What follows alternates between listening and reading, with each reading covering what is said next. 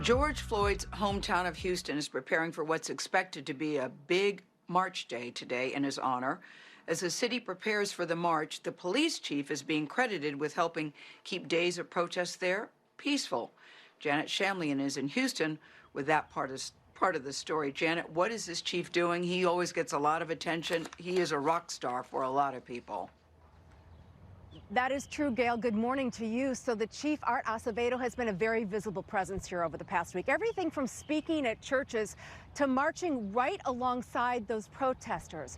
Perhaps the city's biggest gathering will happen here this afternoon, starting in this downtown park and led by the family of George Floyd. Houston, George Floyd's hometown, has seen loud and raucous protests over the last week and more than 100 arrests. But they haven't been the large riots and looting plaguing other U.S. cities. Why do you think that is? It's a city where we have worked really diligently through relational policing to build relationships with this community. And we've got a lot of emotional capital that we've built up that we're now using to keep our city safe.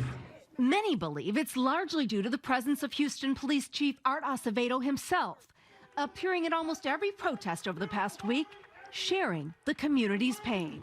So if you've got hate in your heart for people of color, get over it. Okay? Because this city is a minority-majority city. And this city is a city where blacks and whites and browns and legal and illegal all get together because we judge each other by the content of our hearts. He has walked the city streets alongside demonstrators, prayed with them at church, and expressed anger at the few who came to cause trouble. We will get through this because we're Houston. We will not let people come into our city and tear it up.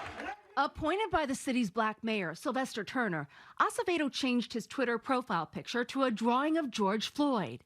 He says the goal of today's rally is to keep the focus on Floyd. I think that we'll honor him by not letting people hijack what we should be focusing on. And that is acting in a manner that brings change, not in a manner that will change the conversation from police misconduct and criminality to the thugs and all the people burning stuff. That's not what needs to happen in our city. Across the country and amid the chaos, similar efforts of unity. Take the knee. Law enforcement in Washington, D.C. taking a knee in front of the Trump Hotel. George Floyd. And Chicago's police superintendent, David Brown, responding to peaceful protesters chanting, "Say his name." But today, publicly, I want to say his name. As a police leader of the second largest police department in the country, Mr. George Floyd, we grieve with you and your family. They are important gestures, Acevedo says, but only a start.